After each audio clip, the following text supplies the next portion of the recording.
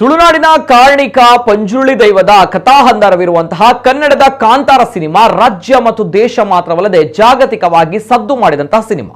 ಈ ಸಿನಿಮಾ ಬಂದ ನಂತರ ಪಂಜುರ್ಲಿ ದೈವದ ಪೂಜೆ ಹಾಗೂ ಕಾಡು ಹಂದಿಯ ಪೂಜೆ ಮಾಡುವ ಬಗ್ಗೆ ಹೆಚ್ಚಿನ ನಂಬಿಕೆ ಬಂದಿತ್ತು. ಇದೇ ರೀತಿಯ ಉತ್ತರ ಕನ್ನಡ ಜಿಲ್ಲೆಯ ಕುಟುಂಬವೊಂದು ಕಳೆದ 5 ವರ್ಷಗಳಿಂದ ಪಂಜುರ್ಲಿ ದೈವದ ರೀತಿ ಪೂಜೆ ಮಾಡ್ತಾ ಇದ್ದಂತಹ ಕಾಡು ಹಂದಿಯನ್ನ ದುಷ್ಕರ್ಮಿಗಳು ಬಾಂಬ್ ಇಟ್ಟು ಕೊಲೆ ಮಾಡಿರುವಂತಹ ದುರ್ಘಟನೆ ಕಾರವಾರ ತಾಲೂಕಿನ ಚೆಂಡಿಯಾದ ಜನತಾ ಕಾಲೋನಿಯಲ್ಲಿ ನಡೆದಿದೆ.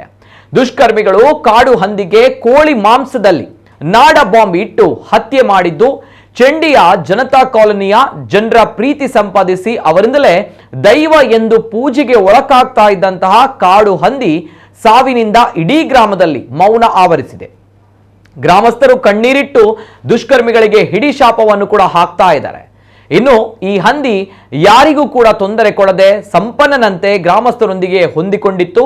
ಹೀಗಾಗಿ ಊರಿನ ಜನರ ಪ್ರೀತಿ ಸಂಪಾದಿಸಿ ಪೂಜಿಸಲ್ಪಡ್ತಾ ಇದ್ದಂತಹ ಕಾಡು ಹಂದಿಗೆ ಆಹಾರವಾಗಿ ಕಾಳು ಕಡಿ ಸೇರಿದಂತೆ ತಾವು ಊಟ ಮಾಡುವಂತಹ ಆಹಾರವನ್ನು ಕೂಡ ಈ ಗ್ರಾಮಸ್ಥರು ಹಾಕ್ತಾ ಇದ್ರು. ಆಹಾರ ಸೇವಿಸಿ ನಂತರ ಯಾರಿಗೂ ಕೂಡ ಉಪಟಳ ನೀಡದೆ ಕಾಡಿಗೆ ಈ ಹಂದಿ ಮರಳುತ್ತಾ ಇತ್ತು.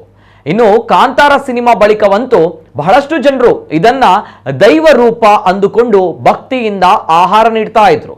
ಆದರೆ ಶನಿವಾರ ಬೆಳಗ್ಗೆ 11ಕ್ಕೆ ಬ್ಲಾಸ್ಟ್ ಶಬ್ದವಾಗಿದ್ದು ಸ್ಥಳದಲ್ಲಿ ಜನರು ಪೂಜಿಸ್ತಾ ಇದ್ದಂತಹ ಕಾಡು ಹಂದಿ ಸತ್ತು ಬಿದ್ದಿತ್ತು. ಜನರು ನೋಡಿದಾಗ ರಿಕ್ಷಾ ಒಂದು ವೇಗದಲ್ಲಿ ಸಾಗಿತ್ತು.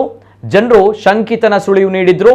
ಜನರು ನೀಡಿದಂತಹ ದೂರಿನ ಮೇರೆಗೆ ಅಧಿಕಾರಿಗಳಿಂದ ಆಮದಳ್ಳಿಯ ಸೀಫ್ರನ್ ಥಾಮಸ್ ಫೆರ್ನಾಂಡಿಸ್ ಎಂಬ ಶಂಕಿತನ ವಶಕ್ಕೆ ಪಡೆದಿದ್ದಾರೆ.